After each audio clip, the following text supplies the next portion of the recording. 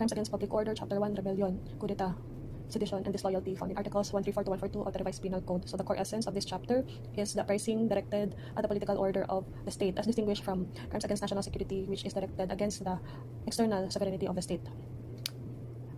Across the chapter, this chapter is the element of intent, wherein the uprising must be motivated by political and or social grievance against the established order. Because when the motive or the intent is merely personal, the crime is treated as the corresponding crime of either murder, homicide, robbery, and it shall be prosecuted separately from the crime of rebellion or sedition. It cannot be absorbed.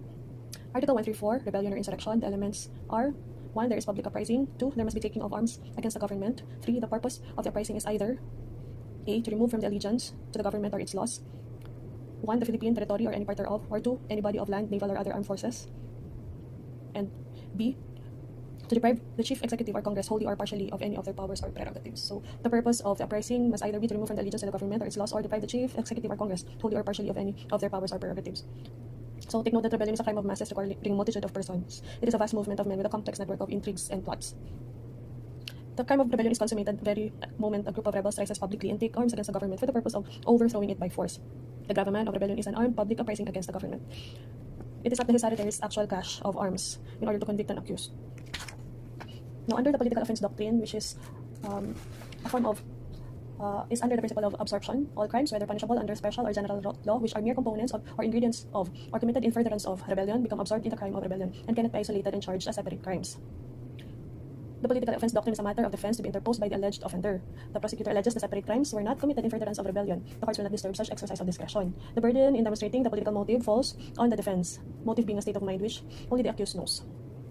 Note that the doctrine of absorption applies only when the trial court has jurisdiction over the offenses.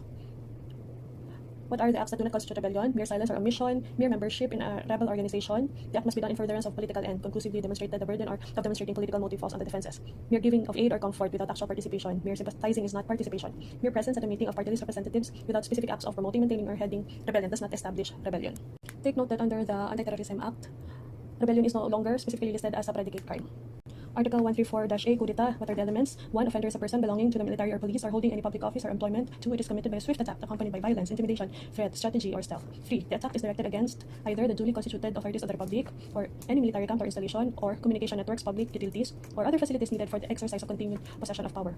4. The purpose of the attack is to seize or diminish state power. The essence of this is a swift attack on the facilities of the government, and the objective is to destabilize, immobilize, or paralyze the government, not to substitute it with the offender's own. There's no frustrated stage. The mere attack consummates the crime. Note that rape cannot be absorbed because it can never be politically motivated.